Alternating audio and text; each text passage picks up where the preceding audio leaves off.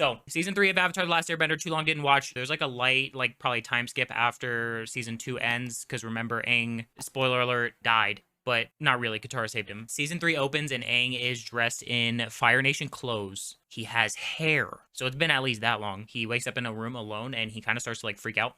So he's like stumbling around. He gets onto the deck of the ship, finds all of his friends. Everybody's there. They're all dressed in Fire Nation clothes. When I say everybody, I mean like, if you also remember, Jet died last season too. Jet's group, Sokka and Katara's dad, and like some of like the water military, some like Earthbender people, and Team Avatar are all on this ship together. If you also remember last season, the Earth King escaped with them because Azula took over all of Ba Sing Se. The whole city was conquered by the Fire Nation. The Earth King, who had just become aware of all of these issues, escaped with Team Avatar on Appa's back, but has decided to just go and travel the world. He like dipped out. They have no help or influence in the Earth Kingdom really at this point. Everybody in the whole world thinks Aang is again dead. They also think that it can't reincarnate as well because Aang died in the way that he died in the Avatar state. Sokka says this is good. We should roll with this. Don't shave your head. If the whole world thinks that you're dead, the Fire Nation's not really going to come after you. It cuts over to Zuko and Azula because remember Zuko double crossed, he like quad crossed, and he's evil again. He's completely redeemed himself in the eyes of like everybody's reputation. His dad fucks with him now because Azula gave him credit for doing everything. Like he's not really too sure why, but Azula gave him credit for killing Aang, capturing Ba Sing Se,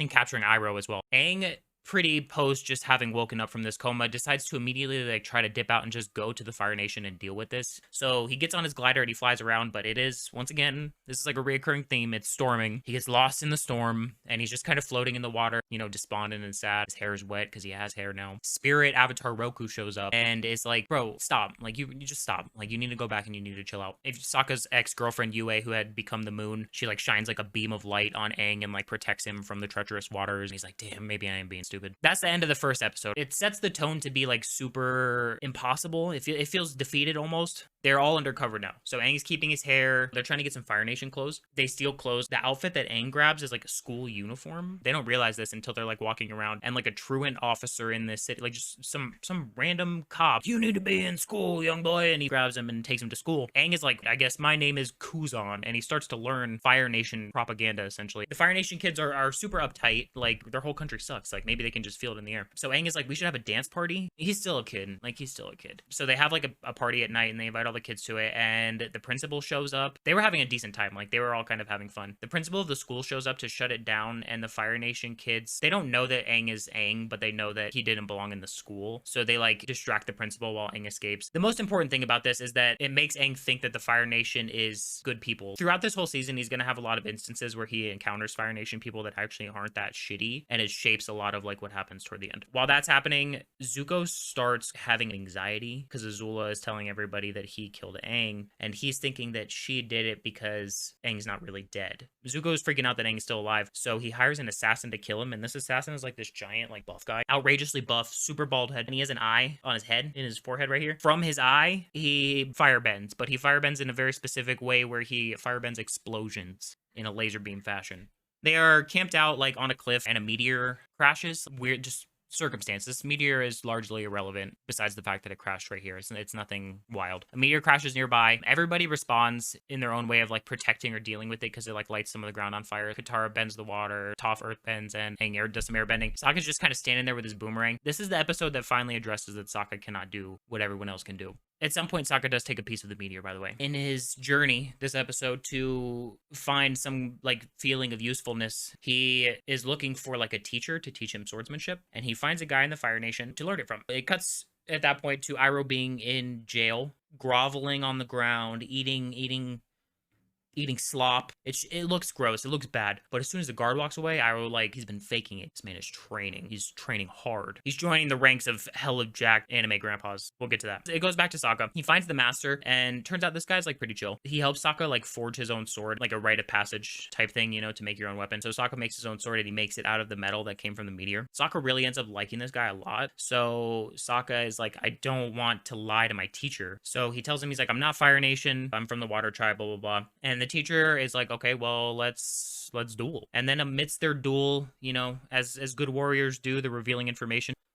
about the other warrior. The teacher's like, I knew. Like, I already, bro, I knew. I knew that you're not Fire Nation. Your vibes are just completely off. Their duel ends up good. Like, it's fine. And he's like, learning how to fight with a sword is for everybody. This is not, I'm not gatekeeping this. At the end of it, he gives Sokka a White Lotus high show tile. You remember from last season, Iroh brought up, he said, if you play this White Lotus tile when you're in a game of Pai Sho and somebody else is in the White Lotus and they see you do that start, then they would know that you're a member of the White Lotus. That's really all you know of the White Lotus right now. At the end of it, it keeps cutting to Iroh every now and again. At the end of the episode, he's like jacked. He's like doing one-arm pull-ups on the roof. He has no shirt. He's built like Johnny Bravo at this point.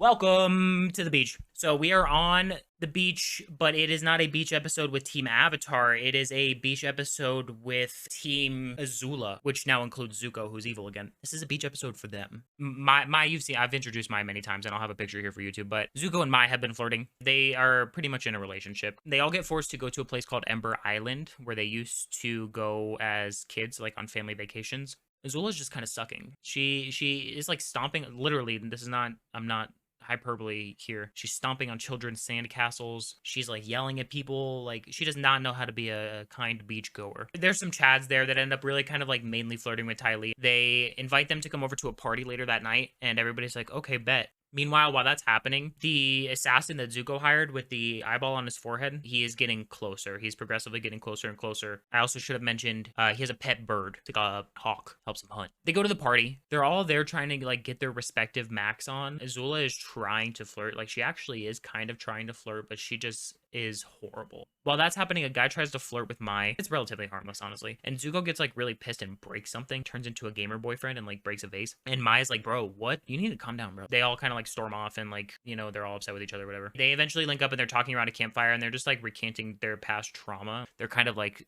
self-analyzing a little bit. While that's happening, the assassin man shows up. They fight for a little bit, but they get out on Appa. It cuts back to Zuko and Azula. There's like a sense of them, you know, overcoming their individual hurdles from their past in that instant. And then they all decide as a group, this is in good spirits. They go back to that party house and they break everything in there. They light a bunch of shit on fire. They're having a great time doing it. And that's the pleasant beach episode. The next episode is very much a flashback episode to somebody we haven't gotten a lot of story from, actually. Avatar Roku. What happens is Aang he's struggling, you know, mentally. He's got a pretty large task ahead of him. Save the whole world. Kind of a big deal. He's been stressing. He does some meditation. He ends up talking to Avatar Roku. While that is happening, Zuko finds like scrolls in the Fire Nation library. So he's kind of reading along what Aang and Roku are going through. They're essentially learning the same information, but through different venues at the same time. Keep in mind also, Avatar Roku was born a firebender, and Roku was the Avatar before the war. The war that wasn't a thing when he was around. Okay, so Roku grew up in the Fire Nation, and you almost immediately learn that Fire Lord Sozin. So Fire Lord Sozin is Zuko's great grandpa. Remember, Aang is 100 years old technically. Zuko's great grandpa is Fire Lord Sozin. Fire Lord Sozin chilled with Avatar Roku. They grew up together. Okay. Sozin, it was always on some like grandiose idea that the Fire Nation should conquer the whole world in order for the world to be prosperous. So in his own backwards way, in like a Thanos mentality, he's thinking that if we are in charge of everything, if I handle this shit, then it will be better than it is right now. I can fix it. But obviously Sozin is not the Avatar, so he's like telling Roku, who is his best friend, like, this is what we should do. And Roku is like, bro, I'm literally the Avatar. Like, my thing is balance. There should be balance. I cannot back you on this. Cue like a long montage of they kind of split up. Roku is now going to learn like all of the elements. Fire Lord has just been kind of fire lording. While that's happening, they occasionally like link back up like through natural courses of their lives, and like a lot of time is passing. They have like the same kind of debacle where Sozin's like, bro, you want to take over the world now? And Roku's like, no, like, chill. But nobody really like escalates it. They keep having this beef just like with each other, and that's it. Flash forward, it's been like a long time that they've been disagreeing on this topic. Roku's now old, and he's on his island where he lives, stupidly lives near an active volcano. So the volcano starts to erupt. So he starts trying to deal with it as an Avatar would, varying bendings, but there's also a noxious gas type situation emanating from this volcano. Fire Lord Sozin, who is also now old, can see the island that Roku lives on from his castle. He can see it, and he sees that it's erupting, and he's like, damn, Roku's probably there. I should probably go help. And he boosts over there. Then he's like, wait a minute.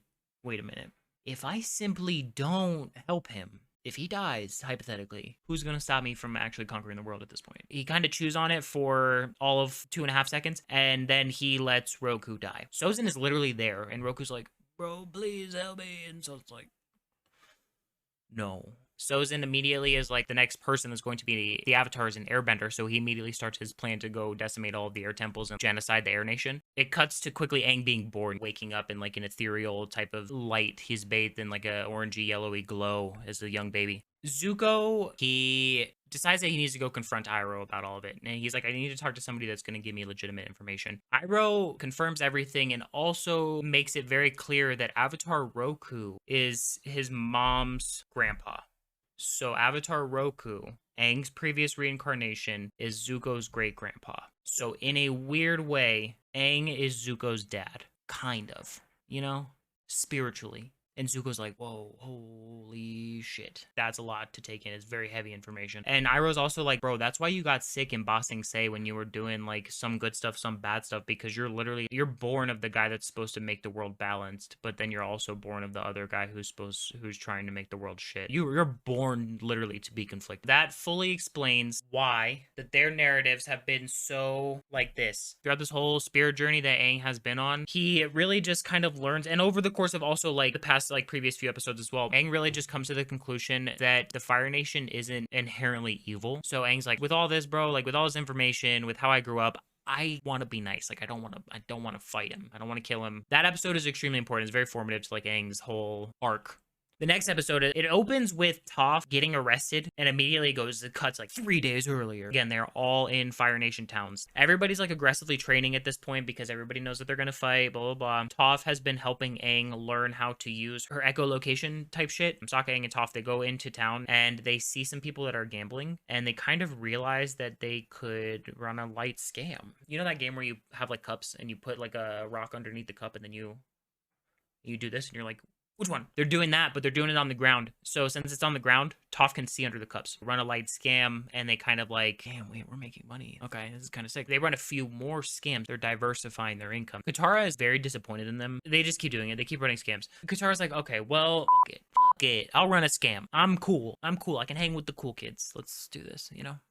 Do a scam. I'll get Toph thrown into jail. Toph can metal bend. It's not a big deal. Toph will metal bend her way out and we'll get the reward money for turning in Toph. Toph will be out, you know, GG. Toph gets captured. Toph gets thrown into a wooden cell. Kind of right when Toph gets arrested, Katara shows up to collect the reward or whatever, and the exploding eye guy is immediately there, and he's like, throw her in jail too, bro, like she's a fugitive too. Man with the exploding eye is there, and he's like, I'm gonna use them to bait out Aang so I can capture Aang and do what I got sent here to do, which is kill Aang. Katara's like, all right, I'll handle this, and she's like kind of sweating, and she waterbends her sweat into a blade to cut the wood so they can get out of jail. They all link up and they fight the Combustion Man together and they leave again. They have tussles with him like multiple times before they actually like for real like, you know, address the issue. Next episode, they're in the woods. They are telling scary stories. Sokka's like sharing a scary story or whatever, and a random old lady shows up. The show is not painting her with bad energy right now. She's like, hey, I have an inn. You can just not be in the woods. Like, you can just come to my inn. Also, by the way, they hear about a rumor that people are going missing in this town. They find in her house a comb. A waterbender comb, very specifically made to where you know it's a waterbender. She's like, I'm a waterbender. And her name is Hama. She got captured from the Southern Water Tribe like 60 plus years ago, and she has been like a Fire Nation captive ever since. Since Katara's a waterbender and she's a waterbender, they end up really like, you know, kind of hitting it off. They're going on a walk, and the old lady is like, what do you know about waterbending? Katara's like, yeah, I know, you know, I'm pretty good at it. And she's like, but are you this good? And she does this, and she waterbends the water out of the air. And then she's like, what about this? She like kills a whole field of plants by taking the water out of the plants. A little bit of like sleuthing kind of takes place. Realize that the missing people are actually from Surprise, the old lady. Hama has been taking her revenge on the Fire Nation via kidnapping Fire Nation villagers in a very fucked up way. She actually blood bends them. She bends the water in your blood to move you around like a puppet. Katara, being Katara, is like, you can't do this. Like, I can't support this. So Katara fights her and ends up getting like blood bent, and it's like all gross. But then Katara turns out to be the better fighter, blood bends her, gets her ass. I don't even know if I mentioned this or not. It's getting like really close to the day that the eclipse is gonna happen, the day that they're planning to invade the Fire Nation. This next episode opens and Aang is like really just freaking out. It's like the impending doom is kind of really getting to him. He starts having a lot of nightmares about, they're like stupid nightmares. Like he shows up in Ozai's chamber and he doesn't have clothes on. He has a lot of nightmares, but he essentially is just failing each time. He's not successfully beating Ozai in his dreams. So he's like, I'm not going to sleep. I'm just going to train. And he stays awake and just trains. While that's happening, it's like a kind of like a montage of Zuko just traversing the Fire Nation now that he's finally accepted and he's back to being a prince. And Zuko is just feeling like unfulfilled, I think is probably the best way to describe it. That whole Aang not sleeping and training thing happens for 3 days. He gets very delirious. Everybody has to get involved. Everybody's now trying to get him to sleep. They're trying to calm his nerves, make him feel comfortable that he's trained enough and he knows what he's doing. Zuko is just continuing to go through it emotionally. He keeps talking with Mai, trying to understand his whole place in the world. He's still looking for that feeling of like, I'm doing the right thing. Ozai calls a war meeting and immediately invites Azula, but does not invite Zuko. And at first, Zuko's like, damn, come on. But then, so he does end up getting invited to the war meeting. That's been his dream his whole life. He wanted to be accepted, acknowledged by his dad, and there and involved. But when he leaves, he tells Mai, he's like, that didn't feel how I wanted it to feel. And goes to sleep. And goes to sleep. He has an okay dream. Next episode. Today is the invasion day. So this is a big episode. Today's the solar eclipse day, and it is the day that everybody has decided that they're going to link up and invade the Fire Nation. This episode brings back in most all of the side characters that seemed to be semi-noteworthy. Swampbenders show up. A lot of their friends from like when they were traveling through the Earth Nation in season 2, Katara and Sokka's dad. He shows up and he has all of like the water tribe people with him, like their army. The inventor people show up that were in the Eastern Air Temple, and the one who made the gliders and the blimps and stuff like that. Toph's rivals from the Earth tournament show up. Jet's old crew, Subjet, who, you know, bust up, he's dead now. Everyone's here. Appa gets outfitted with some really cool ass armor. Aang finally shaves his head. All of that's happening while the friendly allies are kind of like getting their shit together. Zuko, he's like taking off various Fire Nation accoutrements. He's removing his headgear. He's taking off his shoulder pads. He does also grab a pen and paper and like sits down to write a letter. The inventor man had created submarines, but the submarines are powered by waterbending. They all bend everybody underneath the Fire Nation's barriers. They make it close enough to the city to where they're like through all of like the perimeter defenses or whatever, so like we can pretty much begin our invasion right now. Aang stands out on top of a submarine. Katara stands out on top of the submarine, and they share some like important looks, you know, some good talking, but then they also kiss. This is their first kiss. It's very cute. And their whole plan is that Aang is going to go directly to the capital and fight Ozai immediately, while all of their forces storm the beach, fighting their way up to the capital so that, you know, 2 things are handled at once. Aang goes to fly up there. Everybody gets onto the beach. There is so much cool shit that happens. They have like tanks that are like built kind of like caterpillars and they like crawl over. The swamp benders are like making swamp monsters. The water benders are shooting like water cannons. There's a lot of like really cool like war stuff going on, but favorable. The Fire Nation is getting defeated. It has not eclipsed yet, by the way, so they still have firebending available. Sokka's dad does get blasted, but he's fine. While all that's happening, cut to Zuko, who is looking at pictures of his mom, you know, again, is a descendant of Avatar Roku, which makes him a descendant of Avatar Roku. And he puts on a hood and he grabs his swords and he leaves and he puts a letter on the bed. With the invasion being successful, all of the military is like storming the beach really well. Aang gets to the capital and finds the entire capital city and the palace completely empty. And Aang's like, bro, what the Aang links back up with them and is like, I can't fight him. I don't know where he is. I can't even fight him. So Toph is like, okay, she does some earth bending and senses underneath the island. There's a bunch of like corridors and shit down there. So Toph's like, probably down there if I had to bet. And they go into the holes and they find a secret room and it has a giant metal door, and Toph just, because now Toph can metal bend, so she just grabs it and rips it open. The eclipse still has not happened yet. So they were assuming that Ozai was going to be hiding in this bunker to protect himself in case in case he couldn't firebend. Surprise again for the 15th time. You've been duped. It's Azula. It cuts to where Ozai actually is. Zuko walks in through that door and has decided to confront his dad and say, fuck you, dad. You suck. I'm gonna go help the Avatar. I'm gonna go join him. The eclipse is like about to happen. Azula immediately gets trapped by Toph, but Azula is extremely resourceful and also in charge of the Dai Li. She brought Dai Li soldiers all the way from the Earth Kingdom to the Fire Nation and protect her while the eclipse was happening. Gigabrain. The Dai Li show up and they unearthbend her and protect her. The eclipse happens and it's not really, the reason that it's not that important is because Azula is just like a slippery little snake. She is just dipping and dodging and she can't even firebend right now and she's just dodging them. Remember, firebending is turned off right now. So Zuko and his dad are just having a very heated conversation. Zuko finds out his grandpa, which is Fire Lord Azulon. It's Sozin, who is friends with Roku. Sozin had his son, Azulon, who had his son, Ozai. Zuko learns that Azulon was trying to have Ozai kill Zuko when Zuko was a kid, because the rightful person that was supposed to actually be the Fire Lord by birthright is Iroh. Ozai didn't want that. Ozai tried to circumvent Iroh becoming Fire Lord. So Azulon, Fire Lord Azulon was like, bro, you can't, you trying to circumvent birthright, like you need to be punished. You need to kill your son. Zuko's mom obviously was not having this. So Zuko's mom was like, hey, Ozai, why don't you kill your dad? And Ozai's like, I'll do that. But since you suggested that, you need to be exiled. So Ozai kills his own dad in turn so he wouldn't kill Zuko, and so he could also become the Fire Lord. Exiles his own wife for suggesting such a thing. Zuko learns that his mom got exiled and that Ozai killed his dad. While that's happening, Azula is dipping and dodging. She's able to literally just keep running away from them the whole time. The eclipse actually ends. Right when the eclipse ends, it cuts back to Ozai and Zuko,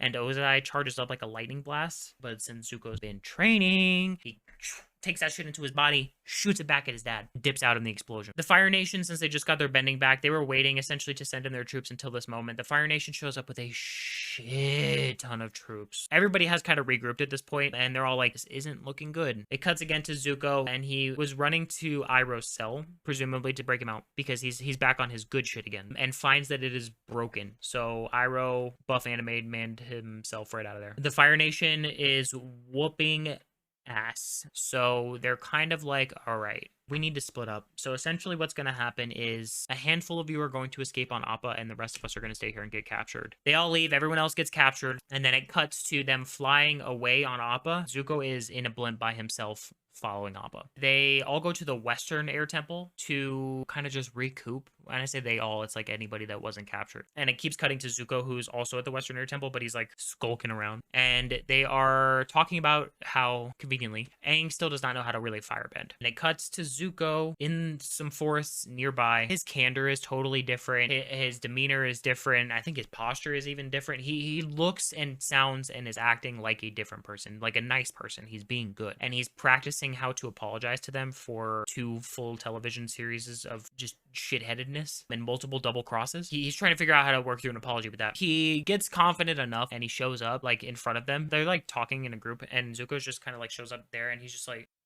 hey, hi. And they're all like, what the dude? They all enter like fight or flight. He's like, yo, wait. And Appa licks him, and that is because Zuko saved Appa and Ba Sing Se. So everyone's like, okay, we'll talk. No one is really happy about the conversation that's happening right now. Zuko's trying very hard to be authentic. Katara is very angry because she had befriended Zuko in Ba Sing Se right before he helped Azula kill Aang. So he leaves. He's like, I'll go. Toph is actually like, hey, because Toph can like really tell if people are being genuine via, again, earth vibration. So she's like, maybe we're being a little too harsh. I'll go talk to him. Toph goes to go talk to him and accidentally startles him. He like accidentally firebends out of panic and then burns her feet, and her feet are like her eyes, you know. Zuko gets really upset with himself, obviously, for what's happening, and Toph immediately dips out. Toph crawls all the way back to the camp, and everybody gets really pissed. Katara starts to heal them. Before they even have really any time to recoup from this, Combustion Man shows up. He shows up on a cliff nearby and laser beams all of them while they're trying to heal. But right when he shows up and tries to laser beam them, Zuko showed up and kind of like fucked with him a little bit. Sokka grabs his trusty boomerang and clonks the dude in his third eye with the boomerang, and immediately makes him get exploded and then falls off a cliff and dies. Zuko is able to actually like get his apology off, and they listen to him this time. So Zuko is like now on the team. He's accepted, but nobody likes him yet. Since Zuko is now on the team, and they were just talking last episode that Aang doesn't have a firebending teacher, who better than Zuko, like the prince of the Fire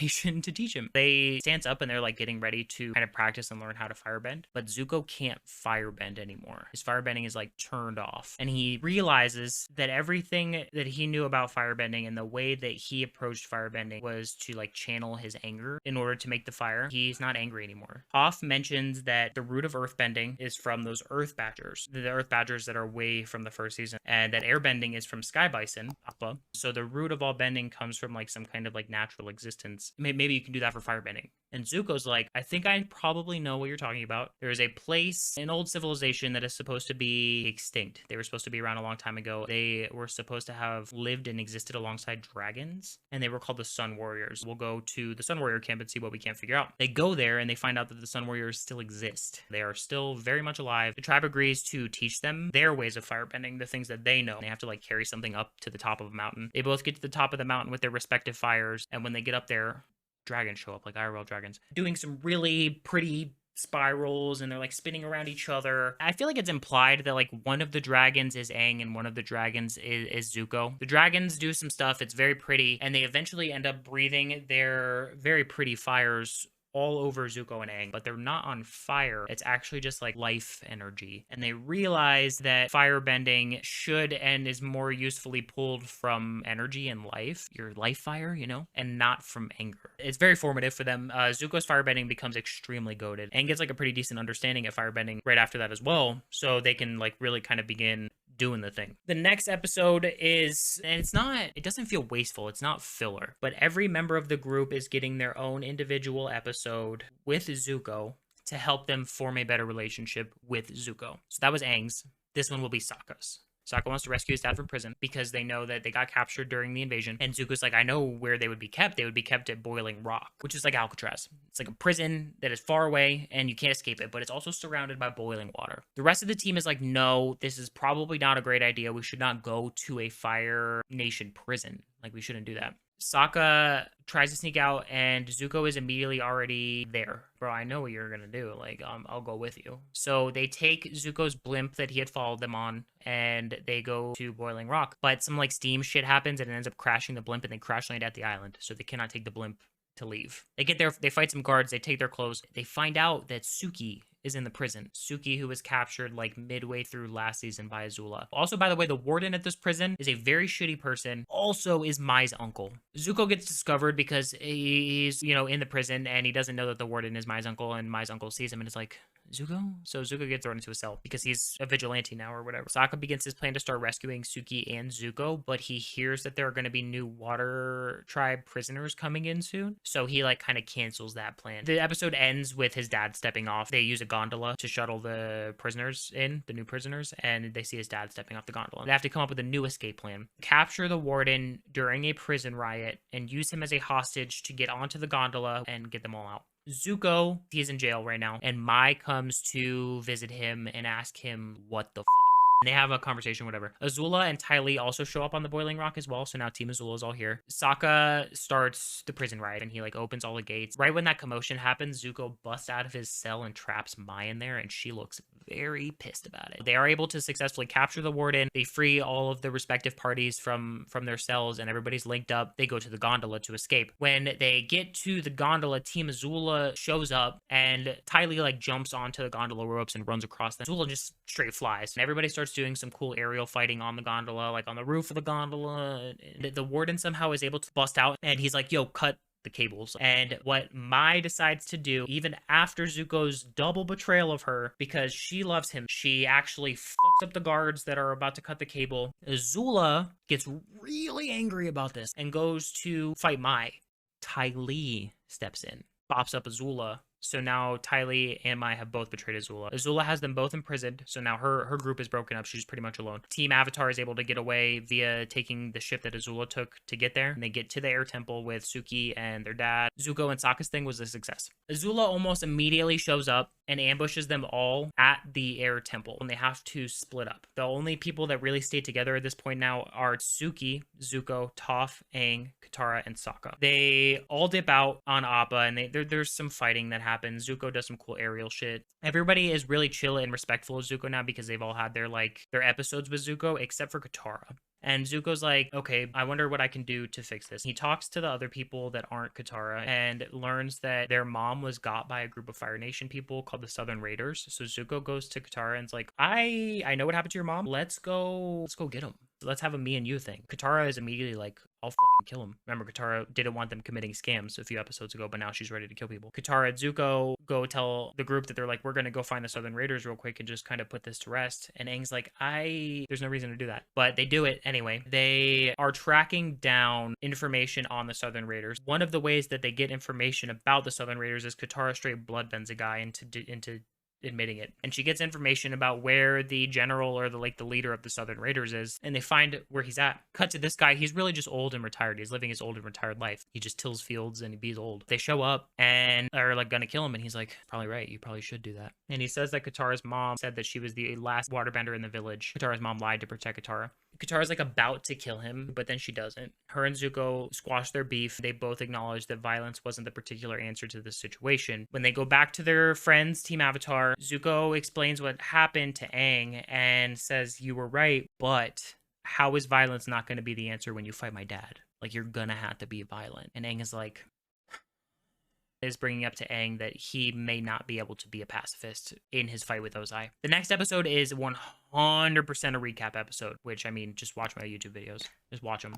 The next episode, we're in it now, okay? We're climaxing. Aang is training to firebend. Zuko and Aang have been really learning together, and Aang is like, I'm gonna fight Ozai after Sozin's Comet. Sozin's Comet is that's when the Fire Nation is going to be hell of OP. We learned about that way at the beginning. Because the eclipse already happened, so their opportunity to fight Ozai when he doesn't have access to firebending is gone. Aang's like, I'll fight him after to make sure that I have time to train. And Zuko was like, actually, I was in a war meeting before I defected again, and my dad said that when the comet comes, he's gonna burn all of the Earth Nation. So, yeah.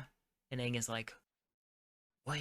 Why didn't no one tell me this? Like, it's very soon. Fight him in like 48 hours. Everybody's like, we got this. It's fine. Like, this is fine. Aang and Zuko start power training. Zuko is teaching him how to redirect lightning. Everybody is training, and everybody's like, Aang, you're probably gonna have to kill him. And Aang's like, I don't think that I want to do that. And goes to sleep. He wakes up like in a trance. Everybody's asleep. It's the middle of the night. Aang wakes up in this trance and gets drawn, and then ends up going to an island that had just appeared. Everybody wakes up and starts freaking out. No shot that he'd pulled the 100-year ago tactic and froze himself into a ball of ice or ran away, right? He wouldn't do that, right? Zuko's like, we can track him. I know a gal who has an anteater. If you remember Anteater Gal, who is very hot and has a freaky animal, she will track down Aang. If he is on this planet, her animal can smell it. Cut to Azula, who is talking with her dad, and her dad is kind of casually, by the way, you're Fire Lord now. GG's, you're gonna have a great time. We'll have a coronation ceremony for you soon. I'm proud of you. I am the Phoenix King, aka the king of this whole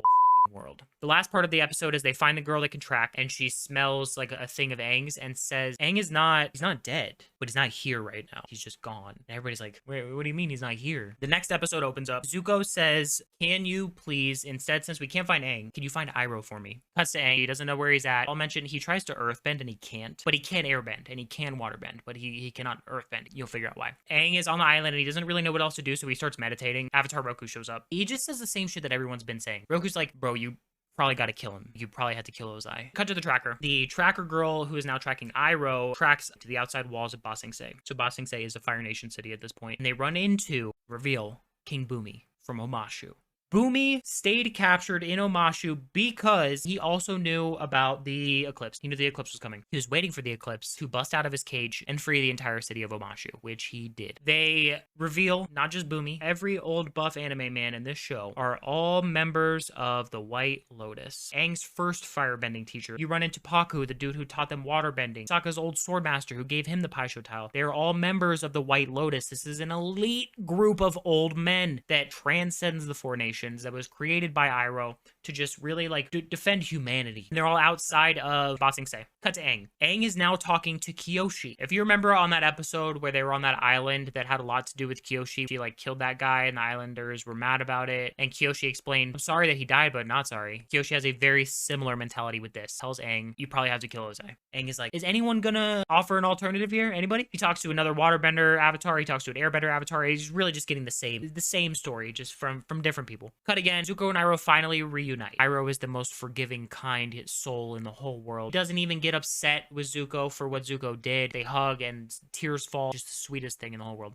Cut to Aang. Aang is falling asleep and he wakes up on the island and he kind of like realizes that it's moving. So he dives in the water and he swims to the front of the island and sees that it has a face. It's a giant lion turtle. Just a horrifying amalgamation of animals. That is why he could not earthbend, because there's no earth. It is just turtle corpse. Meanwhile, again, the White Lotus group is like, okay, well, since we don't know where Aang is, and we do know the Fire Nation wants to burn all of the Earth Kingdom down in a few days, we should deal with this. We need to establish a plan. So they come up with a plan to split up and go deal with varying issues across the globe right now. Zuko and Katara are going to go fight Azula in the Fire Nation capital. Sokka, Suki, and Toph are going to go deal with all of the airships because there is a whole fleet of Fire Nation airships flying over Ba Sing Se so that they can rain hellfire literally from above. Iroh and the other old men are going to lead the liberation of all of Ba Sing Se. Cut back to Aang again. He is now having like a heart-to-heart with this giant spirit lion turtle entity. The turtle vibes with Aang more than really any of the other avatars did. I understand where you're at with like this whole not wanting to kill him thing. The turtle takes his giant turtle claw and like pokes Aang on his forehead, and Aang gets like blasted with some turtle knowledge. You'll figure out what this wisdom is in a little bit. He just gets validated, you know? He's like, all right, cool, bet, this is great. Aang comes out confident, feels prepared to deal with Ozai, and conveniently is dropped off by the turtle near the Earth Kingdom where everybody else is linking up to deal with Ozai. Cut to Ozai real quick. Cut to the comet, which is getting very close. All the problems are culminating into one thing right now. Azula is about to be coordinated as the Fire Lord and is scared of betrayal from everybody because of what happened with Ty Lee and Mai most recently at the prison. Toph, Sokka, and Suki manage to get on top of an airship via like a cool like earthbending maneuver. Toph beats up a bunch of firebenders on the airship, takes control of the airship. Cut to all of the Fire Nation fleet. They're like at Ba Sing Se. They're getting prepared to just burn everything. The comet arrives. It shows Ozai is on top of an airship, and he does a firebend, and it is just the largest, most massive, all-engulfing flame that you've ever seen. It scorches probably like thousands of acres of earthbending like fields, just to show you like the scope of like how strong that he just became. Right after you see that, it cuts to camera behind Aang's tiny bald head, and he's standing there and he's just stands up. Meanwhile, Toph is like, we really need to do something about all these other airships, and they turn their ship and they crash it into all of the other ships. Cut to finally Azula is about to be crowned, about to put the crown on her head. There's not really that many people there. Azula looks like shit. Right when she's about to be crowned, Zuko and Katara show up, and keep in mind Zuko is also powered up by the comet. The fight that ensues between Azula and Zuko is so cool. I think I like it more than the fight that happens between Aang and Ozai, if I'm being honest. Fighting with like giant fire whips, and her fire's blue and his fire's red, and like they're canceling each other. It's fantastic. It's so good. It looks great. Katara doesn't really get involved. It feels kind of like a sibling thing, you know? Cut to Aang and Ozai, who have now started fighting. So Ozai's firebending is deadly. Aang is like surviving, but he's not winning. Right now in this current state, Aang is losing the fight. I think he's catching the hands. Ozai is actually overwhelming him enough to where he's just getting ready to charge up a juicy lightning strike, and he shoots the lightning at Aang. Aang receives it, but using his training from Zuko, redirects it, and it shows like a POV, and Aang points like he's about to redirect it at Ozai, but he's like, oh, I don't want to kill him, and he shoots it off to the side. And Ozai's like, he pushes in and starts beating Aang's ass even more. Cut.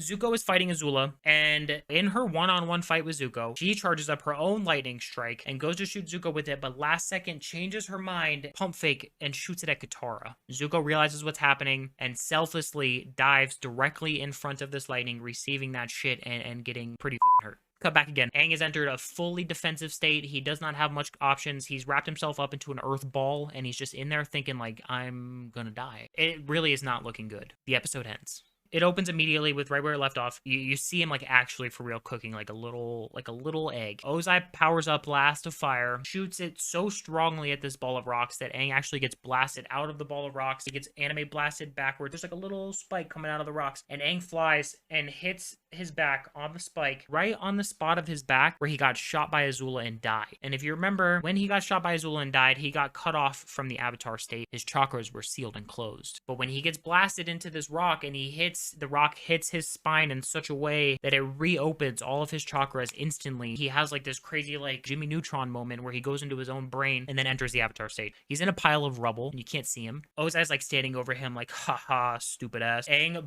busts his hands out of the pile of rubble couple, grabs Ozai by his beard, pulls him down, climbs out of the rocks, and Ozai looks truly scared for the first time that you have ever seen. Like, I made a mistake. Aang proceeds to unleash the largest can of whoop ass on anybody that you may have ever seen ever. Ozai tries to charge up like a fire chop, and Aang blocks it, shoots his fire away, and then starts just shitting on him with every element imaginable. Aang hits him with wind so strong that it's like obliterating rocks. At one point, surrounds himself with every element ever, and he's flying in a ball of air while earth rocks like surround him. It is so cool. Meanwhile, the White Lotus is shitting on the Fire Nation. Everybody is doing really well, except Zuko, who is wounded. This prompts Katara to have to enter the fight. She starts out kind of losing, but right when she's about to get struck by lightning, Katara actually like surrounds them both with water and like freezes it. But since she's a bender, she like does a weird breath and she's able to like move out, and Azula's frozen in there. And then she chains her to a grate and then goes to heal Zuko. So Azula's like fully trapped now. She's just literally like, so angry that she's like spitting fire. She's actually for real spitting fire. Aang is still currently giving Ozai the hands. And at one point, Aang like grabs him with a water whip and slams him onto the ground and earthbends himself into shackles. Aang goes to power up that karate chop that Ozai went for, but like this one is from hell. Like this one has every element and the vengeance of every human being ever behind it. Aang powers that shit up. Right when he's about to do it, Aang turns off his avatar state, releases the shackles from Ozai because he just doesn't want to be a killer. Right when he does that, he also turns around and Ozai immediately does like a anime character, like a smirk, and he goes to hit like a crazy ass attack. But if you remember, Aang can see the way that Toph can see now. With his back turned, feels that he's about to go for some sketchy shit, and with a flick of his foot backwards, earthbends his hands like this, and then splits him up like this. Immediately, like on instinct alone, grabs this man by his forehead and puts his other hand on his chest, and then his face starts glowing crazy. You realize that what he had learned from the lion turtle, when the lion turtle touched his head, was a way to tap into where bending originates, like the energy of the earth, of the universe. And Aang is able to tap into that. He goes into Ozai's body and removes his power to bend. A fate worse than death for somebody that loves to be an OP firebender. So Aang goes into literal god mode, removes Ozai's power to bend. The comet like finishes passing, and Ozai's laying there on a cliff. Cut to like a few days later, you see Zuko and Mai hugging. All of the captured people are vibing together. All of the Kyoshi warriors have finally been released. Everybody is in the Fire Nation capital and happy and good, except for Jet, who's dead. It cuts to Aang in the Fire Lord's room. The Fire Lord is Zuko, who's in the room with Aang. Zuko and Aang step out to address the entirety of the Fire Nation and all of the people there. With a smiling Zuko, a smiling Aang, he gets officially crowned as the Fire Lord. It cuts to everybody, literally everybody who's anybody, in Ba Sing Se at Uncle Iroh's tea shop. He has retired and he just lives as a tea salesman in Ba Sing Se. Everybody's there at Iroh's tea shop. They're sitting around, they're being friends, they're being happy. Aang steps out to kind of overlook the city. Sun is setting, Katara comes out. They hug real tight and then they just kind of look at the sunset together, and then they smile and then they kiss, and then the sunset, and then the show's over. And then it ends. That's Avatar: The Last Airbender, Book 3, Fire.